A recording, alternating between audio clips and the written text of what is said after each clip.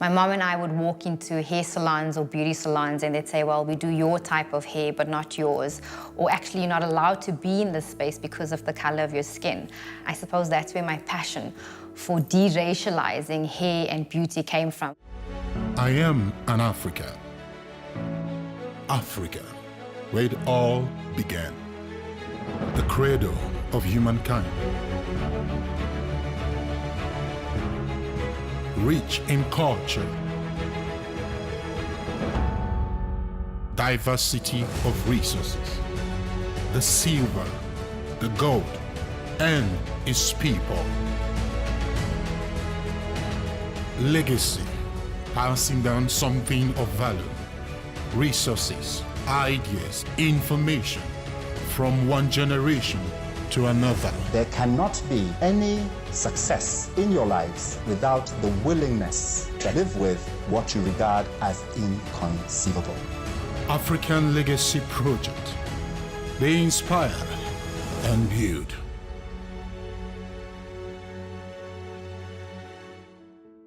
Damaged hair, receding hairlines, burnt scalps, and long waiting periods are some of the things that women of color have to endure when it comes to hair salons.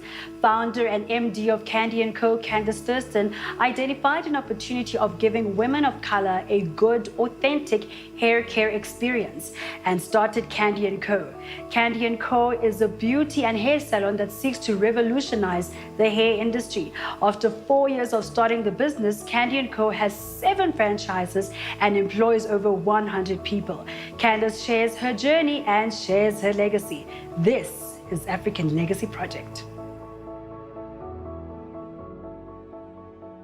My name is Candice Thurston, founder and MD of Candi&Co, a hair and beauty salon that specializes in ethnic beauty. I was born in Ladysmith, a small town in KwaZulu-Natal, and at 2 years old, my father moved to another small town called Secunda, where he worked for a company called Sasol. We weren't allowed in certain areas in this area because we were people of color, and we generally moved to an area called Thistle Grove.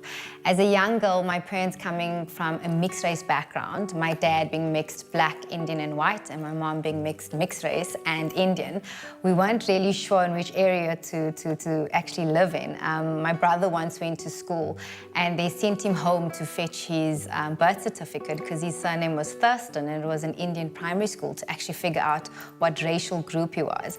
And that was kind of the entire space we lived in, growing in such a small town. And I suppose that's where my passion for de-racializing hair and beauty came from, where my mom and I would walk into hair salons or beauty salons and they'd say, well, we do your type of hair, but not yours. Or actually, you're not allowed to be in this space because of the color of your skin. My parents invested a lot of time in us being part of extramural activities. So I did acrobatics, where I got my SA colors, modern dancing, and the one sport she wanted me to be part of was gymnastics. And I remember her calling to say, listen, I've got a little girl, Candice Thurston, that's sounding English, and she wants to actually start gymnastics. And the teacher was like, sure, bring her along. We're looking at taking 4- and 5-year-olds. And when we walked into the room, this lady looked at us and said, oh, sorry, we actually don't take people of color. And weirdly enough, it never grew a bitterness in me, but it just continued to really make me strive for greatness. And really, you know, my parents brought us up not seeing gender, not seeing race, and not even seeing religion, that you look at a person and you judge them for who they are, and always bringing out the best in people. So I can sit here and say that there were so many parts of my life that I could have sat back and being like, how dare, you know, I grew up in this space, how dare people turn me away? But I always knew I had to work harder, be the best, and really pull people together to see the best in themselves. I think from all of that growing up, I had such a mixed group of friends, mixed family, and that for me right now, you know, being an adult and actually launching this business has been probably the greatest asset, that I can walk into a room and not see male or female or even titles or how much money people have, and really go in with the confidence to understand what my journey is and how I really want to change the narrative of where we come from, and not see color and not see gender or even see class, but really build a community, build a continent continent that is really going to show our greatness. I have an older brother, and his name is Norden Thurston. We grew up quite close, but I think I traumatized him. No, I don't think. I know I traumatized him. I was a crybaby of note.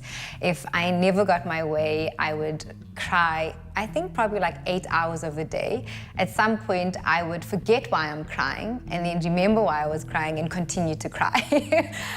So I think as a kid, he didn't love me much, but at the moment, he's probably my best friend. He's based in Nigeria, Lagos, and we both share such a love for the continent, and he really was a big contribution to me being the woman that I am today.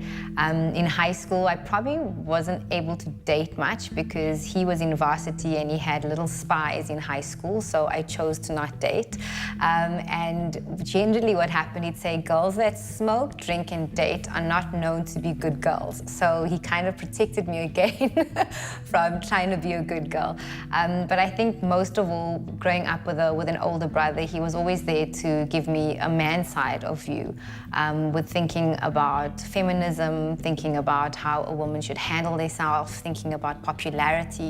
And I think right now, him being in a different country in the continent continues to give me advice within the beauty space. My mom also and dad were quite, you know, they loved bringing in other kids within the household that we would look after over a period of time. And what I loved about that is we got to learn about different cultures.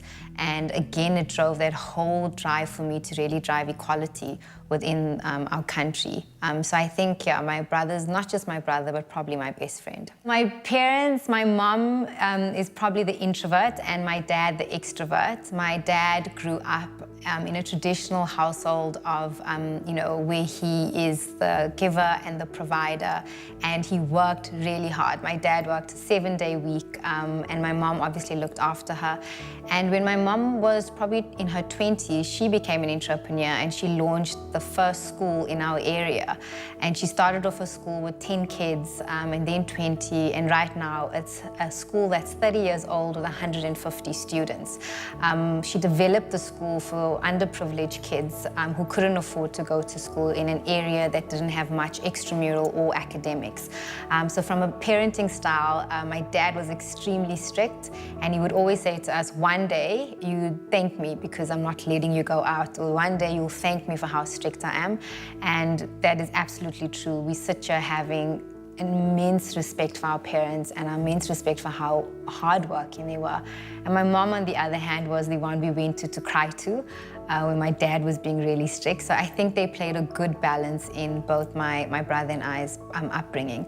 Right now, I look at them and I would probably say, you know, they are my pillars in everything that I do, and both in my career, they worked extremely hard because they came from extremely poor backgrounds.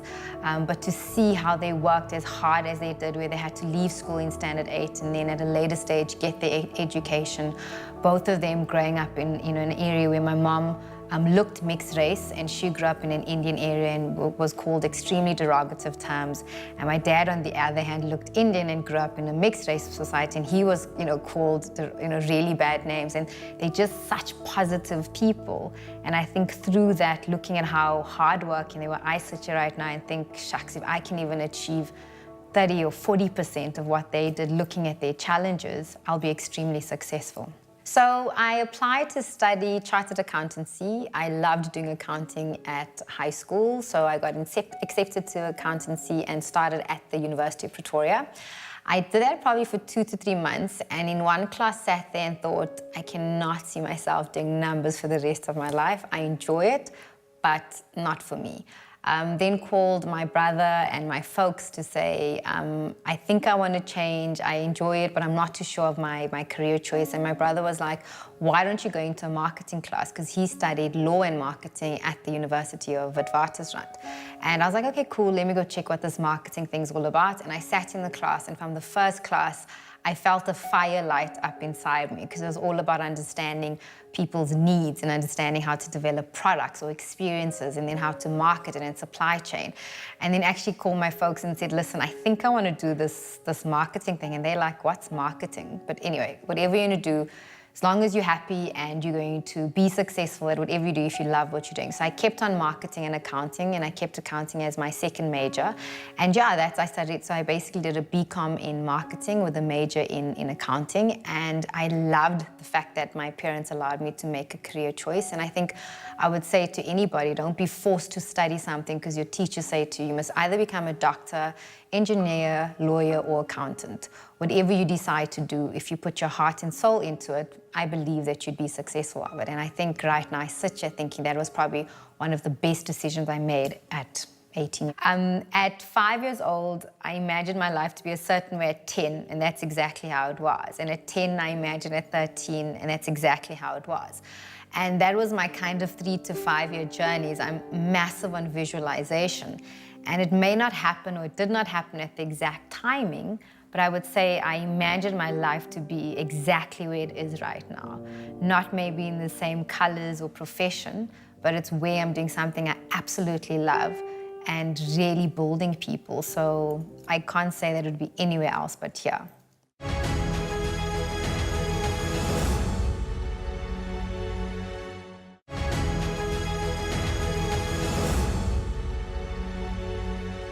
So my first job, I got an internship whilst doing my honours at Wits at Unilever. It was a program called IBMC, where Unilever, as a FMCG company, traveled around different varsities to find students within the different varsities to be flown down to Durban and actually get one of the best experiences understanding the real life of working as a student. I started off as an intern at Ponds at Unilever, and basically my first job within Unilever, I was then moved into the deodorants category.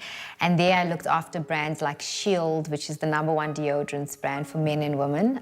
It won't let you down, I still remember that. The second brand was Axe, which is all about getting the girls. So the whole thinking was about spraying on Axe and the girls would come. And till today, both those brands are so strong.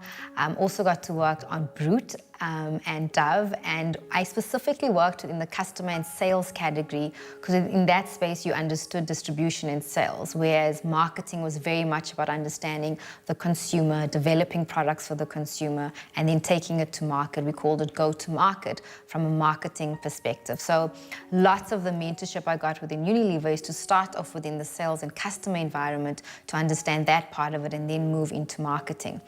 When I completed working in the deodorants category, I then was promoted into the brand manager position within hair. I first worked as an assistant brand manager on Shield, and then obviously moved on to brand manager of brands called Sunsilk at the time. It was probably one of the best brands to work on because it was a South African brand that was particularly developed for the market. And over that time, it passed a brand called Dark and Lovely within the mass market space. Both brands were for Caucasian as well as Afro hair, as we called it at the time. And we specifically looked at developing products for the climate of South Africa, understanding the South African women's needs. And I once did a research program that looked at almost 3,000 women and understanding what their needs were for hair.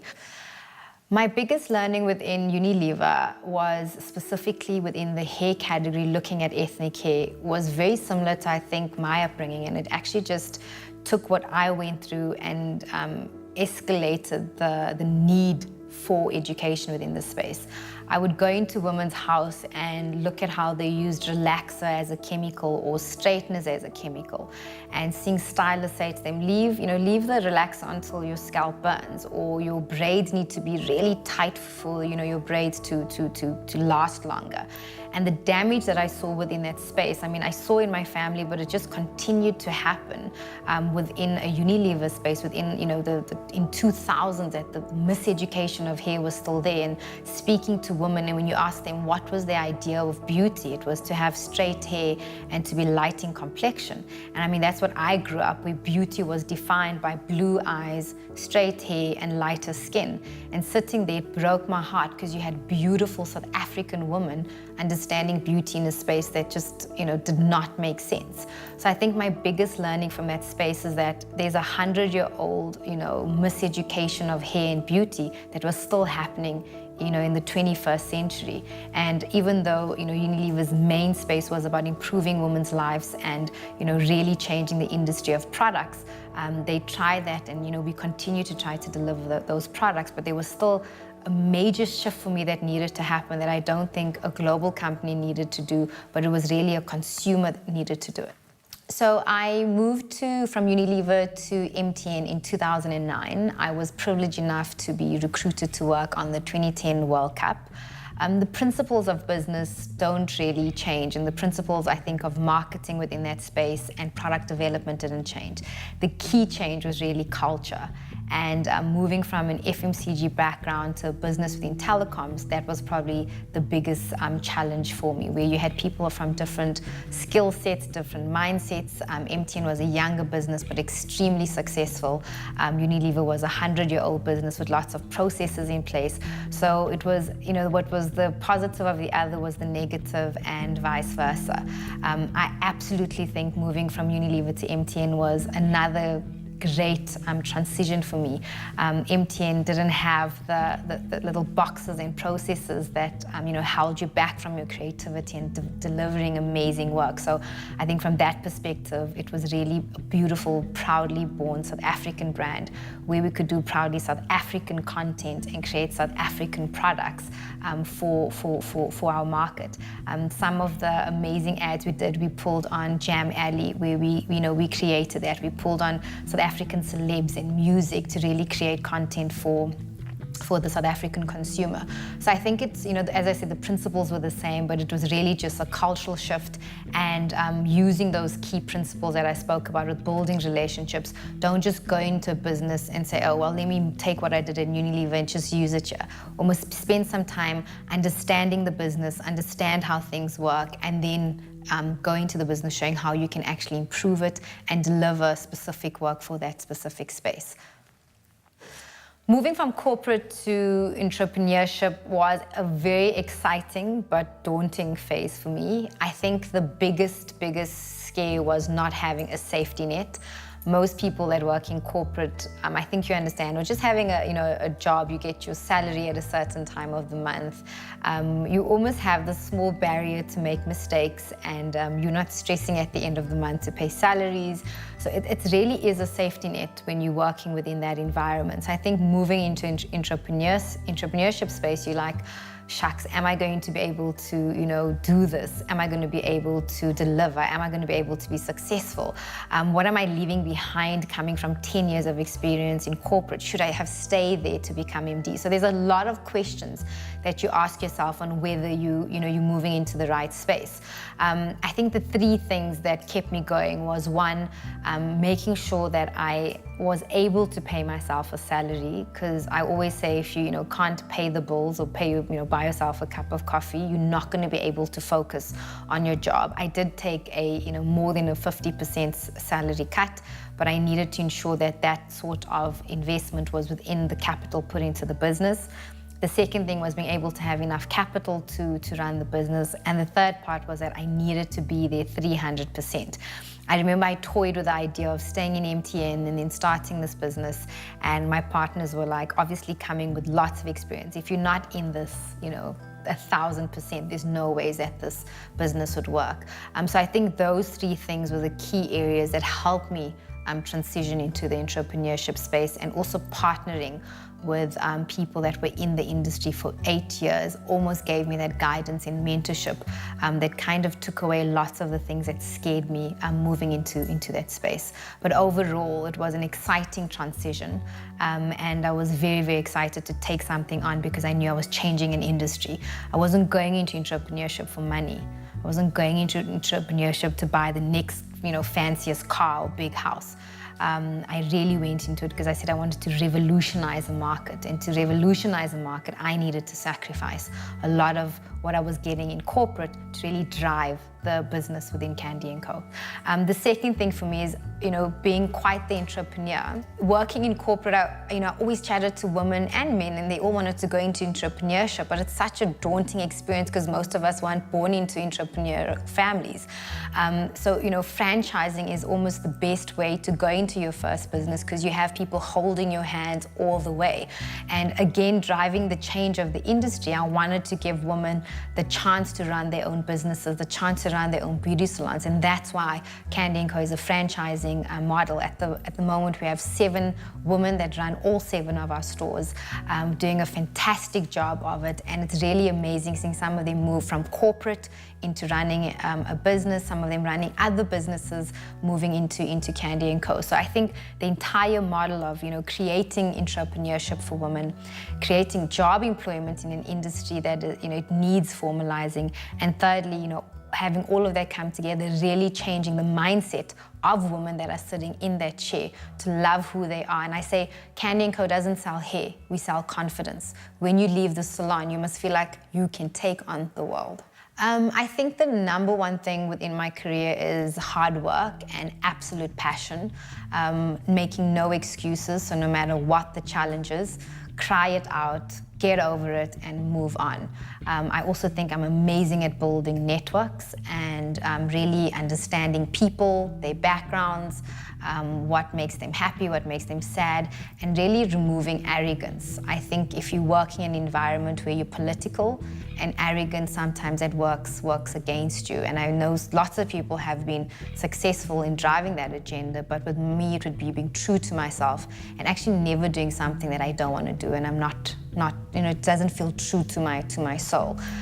Yes, you might be given activities and elements you don't enjoy doing, but at the end of the day, try to understand every single part of the business, no matter how easy or difficult it is. Candi&Co, I remember starting off and doing events where I was pulling up banners and literally setting up the event, which is very different to coming from a corporate background where agencies did that. So I think another key part is just being extremely humble, and don't be scared to sweep the floor, make a cup of tea, and then being able to go into a boardroom and present a really good business plan. So I think being humble, being passionate, and being hardworking were probably the top 3 things that will continue to drive my space.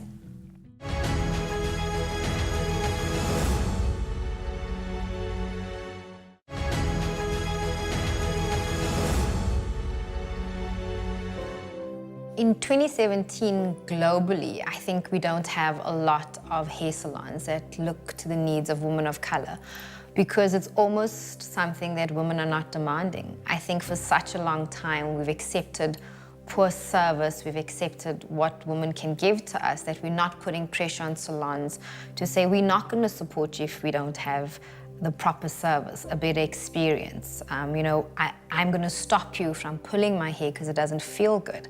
Again, it's an element of tradition where we've just accepted what we've gotten. And I remember clearly, before I even came up with the idea of Candi&Co, it was kind of in my head. I spoke to so many of my friends and I asked myself, and the number one thing was but Candice, what do we have to compare to? And I remembered, last year I've traveled through Paris, and I was in New York, Brooklyn, and even in those countries it's so difficult to find salons that specialize in highly textured hair and specialize in different curl textures. Again, it's because women are not demanding it. And I think it's time for us to put the pressure back as consumers, and that's why the naturals hair category is growing so fast, because women sat there and said, we are tired of using chemical relaxers. We are tired of stylists, putting the wrong products on our hair, telling us we can't style your hair until I put a chemical treatment on. So they started to develop their own products in their kitchens, and you've had products like, Miss Jessie's, and now some local products like Native Child and The Perfect Hair that are being developed to understand how to look after highly textured hair. So for the first time now, I think you are seeing more salons opening up, not fast enough, and that's why Candi&Co is a franchise model, so that when you revolutionize a market, you're doing it on scalability.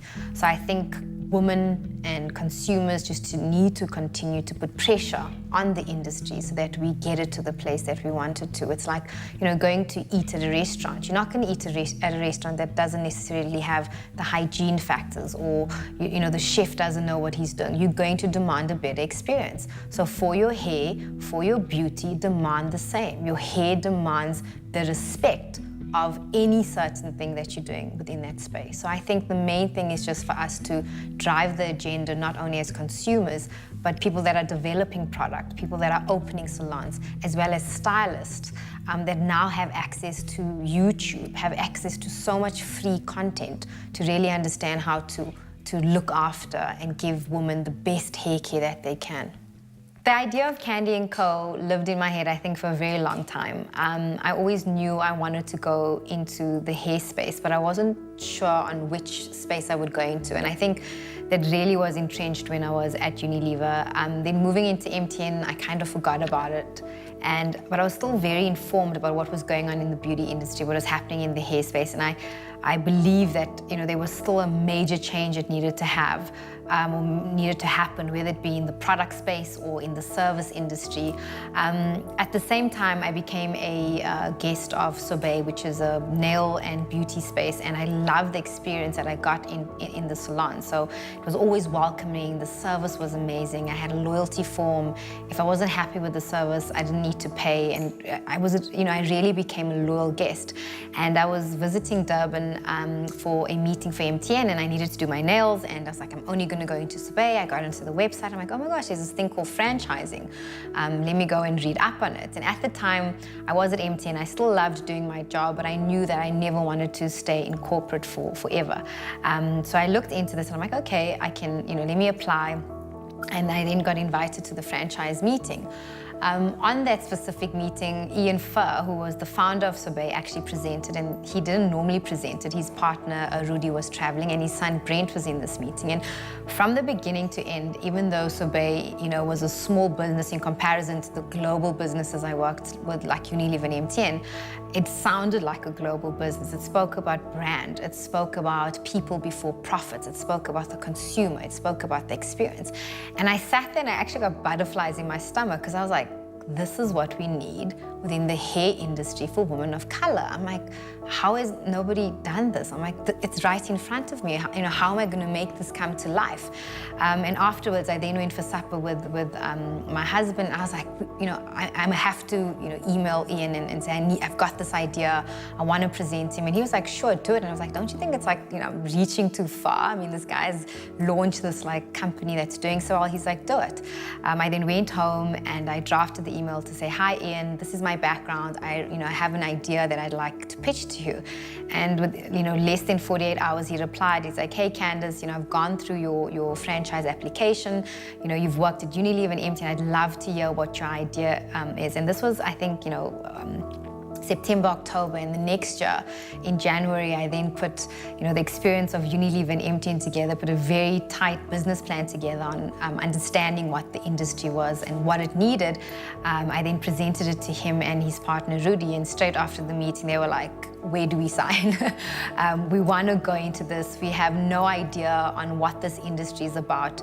We need you. We're as passionate about, just South Africa and changing the landscape. They were disrupting the beauty industry. We need this disruption, and we want to partner with you to do it. And at the heart of it, I was like, yes, let's do it.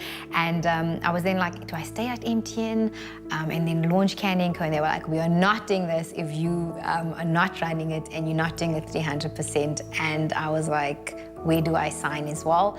As I said, there was lots of things to have to get through, but I knew that this is where I wanted to be. It took us 8 months to put the plan together. I didn't just want to get back to corporate and say, hey, I'm resigning and leaving.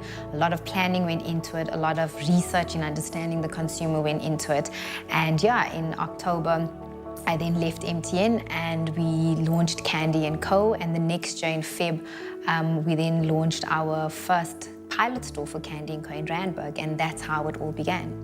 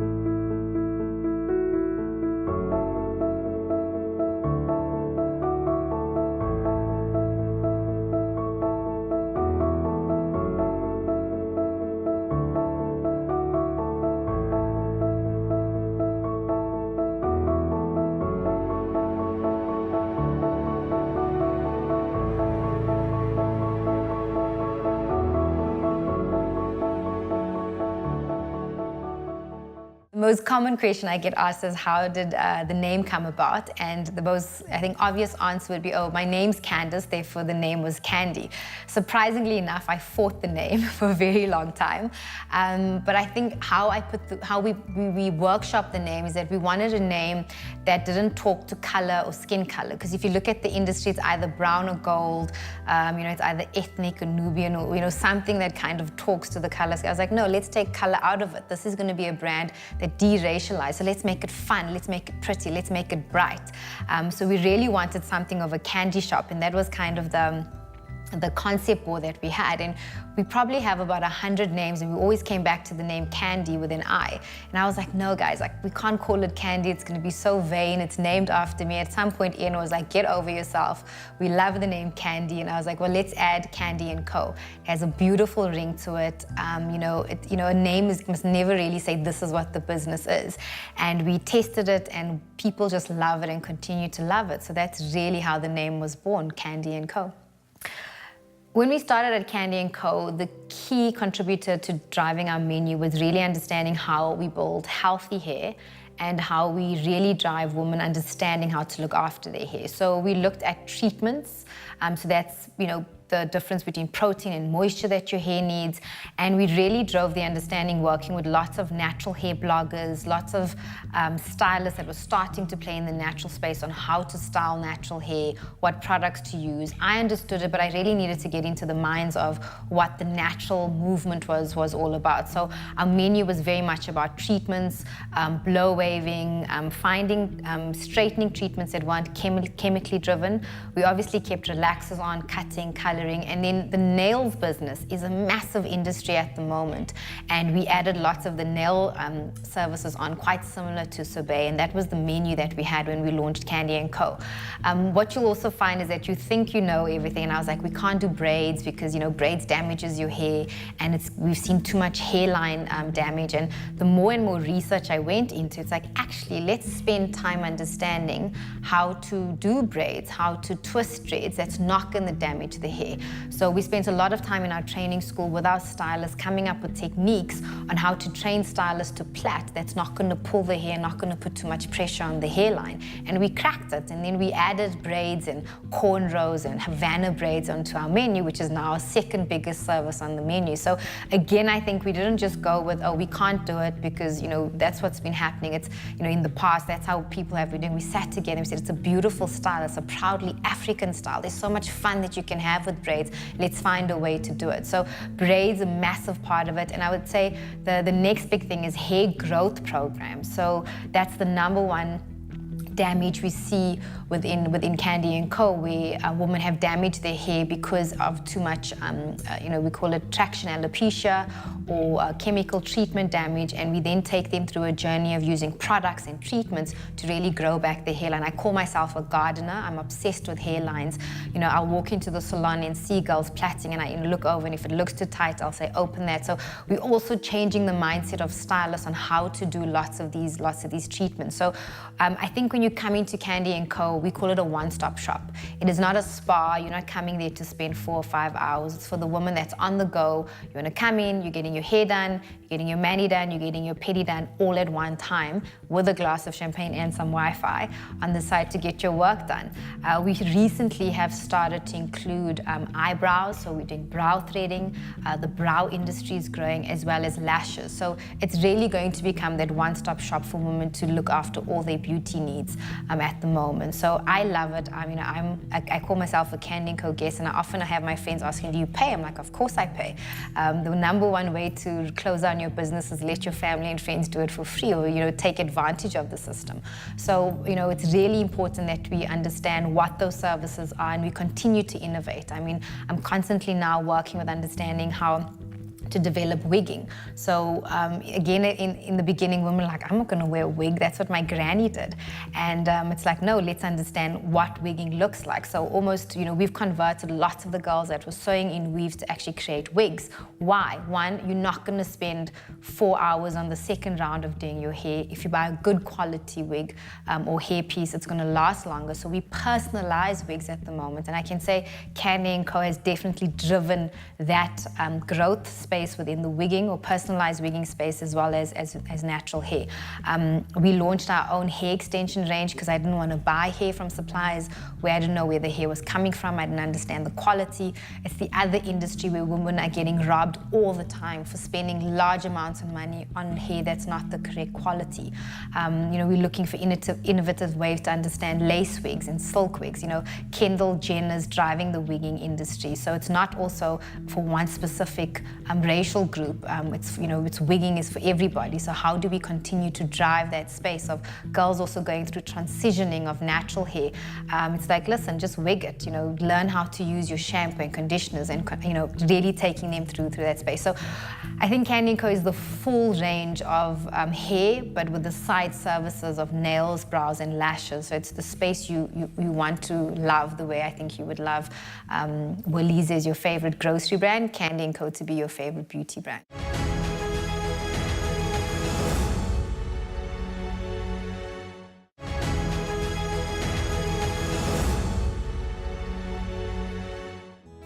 One of the biggest drivers of Candi&Co for me was really driving employment. I knew that with Candi&Co, the epicenter of changing the industry was the South African stylists. And I don't think anybody sits there and says, oh, I just want to become a stylist and I'm just going to do whatever I want to. If you go back in time, the reason why stylists had to just teach themselves is because there were no hair schools that actually taught how to look after ethnic hair. So what happened is, through desperation, women were doing each other's hair, and some women and men were better than the others. So that's how the techniques actually were developed. So I knew, looking at actually changing and driving education, we needed to launch a training academy where we could take stylists of South Africa and really upskill them in the correct way of doing things. In South Africa, lots of stylists feel like, they're not appreciated. It's not the job, it's a secondary job that you want to go into. I wanted to study to become an accountant or a nurse, but I didn't have the funds to, so I just became a stylist. We want to make stylists feel that they're as important. They have such an amazing skill. They change women's lives when they sit on that seat. They are the psychologists, they are the psychiatrists, they are everything to you when you sit on that day. They're your local E-News, understanding what gossip's happening around. So when women want to get out of their households or their space, they come to their hairdresser because they know they're going to leave feeling so beautiful. So the biggest thing for us was really understanding how we're going to drive employment in an industry that is so big. So at the moment, Candi&Co, with every Candi&Co store we open, we employ between 13 to 15 people. We're currently almost employing 100 stylists and nail techs and FDC. So we continue to drive that. And we know that in South Africa, SMEs are going to be the greatest contributor to job employment. So that's probably one of the biggest parts of what I love about Candi&Co, is that we're going to continue to drive the employment cycle, paying stylists on time. We have a training school and we continue to train for free. Stylists come into Candi&Co without having to invest in their own equipment or their own product. They come in and all they need to do is really give their heart and soul and passion to amazing experiences and really good hair experience for their consumers. So looking at the landlord experience within a brand, I think the key thing is not so much about whether the brand is a brand for women of color or not. It's about putting a very good business plan together, making sure that you have a brand. We spent quite a lot of investment just designing the logo. Understanding the colors, understanding the CI. And I think that's obviously from my background with the Unilever at MTN, but you're basically taking, a skeleton of a person and you're now saying, let me put, the look of it, the makeup and the clothing. And that's what we developed for the brand. So if you're going to go to a landlord, it wasn't about who's the brand for, who's the target market. It was about, show us the brand, show us what the store is going to look like. What is it going to offer? Is there going to be a menu? What are the financials of the business? So the key thing was really showcasing that to the landlords that we went to. I think a big advantage obviously was that Candi&Co was part of the Sorbet group, so that obviously opened up quite a few doors for us because they understood that it had a backing of a very well-known franchise business.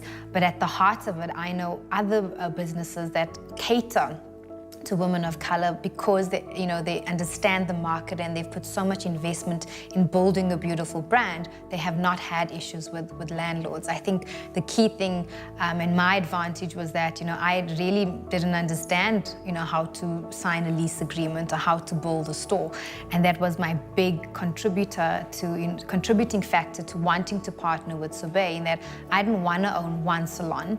I wanted to own or create salons or for various areas, so that we're building the model to really revolutionize the industry. And to do that, we needed to do it via a franchising model. So we're creating entrepreneurship opportunities for other women. And partnering with Sorbet has made me launch 7 stores in less than 3 years, compared to, I think, doing it on my own, making much more mistakes and probably only opening half of the stores at the time. So I think understanding that partnership and understanding, take your business seriously, put lots of work behind it. You should not have problems with landlords, and then get experienced people, even if it's not your partner, get experienced people to help you read your lease agreements, help you negotiate, so that you really get into something that'll work for you.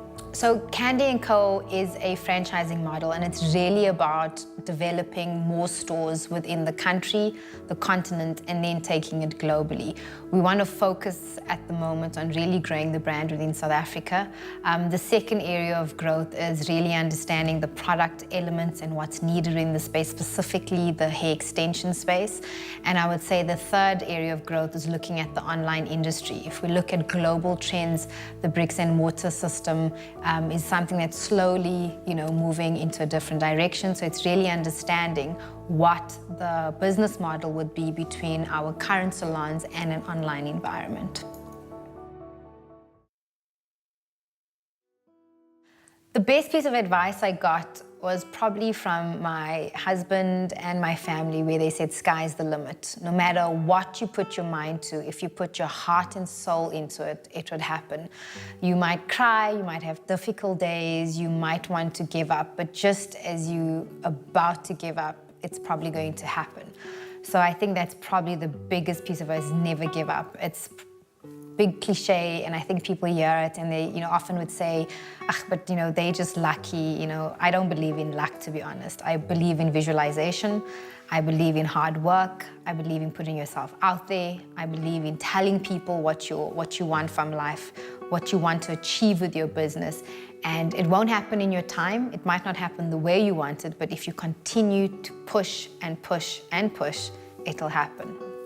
My definition of success is having people say to you that you've changed their lives. And I think within Candi&Co, within MTN, within Unilever, I often have people that have worked in my team that I've mentored that said, Candi, I wouldn't be here if it wasn't for you. I often hear your voice when I'm presenting. I'm putting a presentation together and I'm thinking of you, or I'm sometimes having a tough time and I think about a story you told me. So I can't sit here and say I don't like nice things. Of course, success is sometimes a material element, but I think material things will only make you feel successful for a short period of time. But actually seeing your mentors and the success of other people, the success of the stylist for me, the success of just somebody you spent an hour, 2 hours with, that is my definition of success. So it's not so much about me leaving a legacy, but knowing that I've left a mark positively on people to really find what their greatness is, find what their lane is, and striving for it and being successful in their own way. What makes me happy is seeing other people happy. I love being in a room of people that are smiling and we can laugh and have fun, and that really kind of awakens a spirit in me. And I think that happiness is often built with spending time with close family and friends, but I also love meeting new people. I love hearing people's stories. I love ideas. I love creating ideas or taking people's ideas and helping them take this idea idea which is a seed, and then, it kind of flourishes into a beautiful flower. My husband often says to me, your brain never stops. It's just like ideas that are going on and on and on, and I love that idea of creativity and ideas. So I think happiness is all about being, completely stimulated in my brain, through my work, through people, but most of all, just seeing people happy. So I think the reverse of that is, what breaks my heart is seeing people that are unhappy, or, the idea of poverty. And even though Candi&Co is about beauty, people always laugh at me. They're like, what's your number one thing to do in the world? And I say, eradicate poverty. And they look at me like I'm crazy. And I don't think it's crazy. And I think through job employment and through lots of people standing together, it's something that we can really, aim to achieve within the continent. And I completely believe that we live in when I say richest, not just by the raw materials of our continent, but by culture, by people, by forgiveness, and Africa is the continent of the future, and I want to be a part of that, and that's what makes me happy, understanding that that's the vision of me and many other young leaders, many other entrepreneurs, and that happiness is driven through that kind of vision for the continent. My legacy as Candice Thurston would be to have developed a proudly South African brand, or proudly African brand, that has been able to go across the globe and change the mindset of what beauty is for women of color. Having us sit there and not continue to look at ourselves in the mirror and be, are we good enough? Is our hair good enough? Are we pretty enough? And really understand that when we, look at ourselves, and no matter what we do, that we are equals. I think the other key thing is being able to really be a brand that is mentioned, that really drove employment within the continent, and really was able to build many entrepreneurs within the continent. Because with those two things, I truly believe that we can change people's lives, and not only build a brand that is, about beauty, but a brand that is about confidence, a brand that is about love, and a brand that's about sharing. So the legacy for me is, I suppose, really spreading the idea of equality and love, and just knowing that as a young little girl from Secunda, who grew up as a mixed race girl and was picked on, I was really, against all challenges, was able to create something that took over the world.